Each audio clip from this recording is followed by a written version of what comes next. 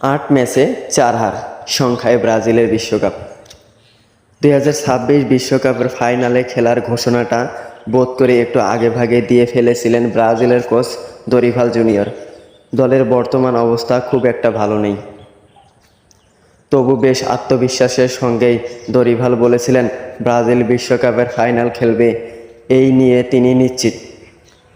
ছেলেছাওলা final খেলবে কিনা তা বলা অবশ্য বেশ কঠিন, কারণ বাছাই পর্বের যে সুবিধাজনক অবস্থানে নেই তারা। পরিসংখ্যান বলছে জয় পরাজয়ের নিরিখে এটাই ব্রাজিলের বাছাই পর্বের সবচেয়ে বাজে ফলাফল। 2003 থেকে 2022 সালের মধ্যে দক্ষিণ আমেরিকার অঞ্চলে বিশ্বকাপ বাছাইয়ে 71 ম্যাচ খেলে মাত্র 5টিতে হেরেছিল ব্রাজিল।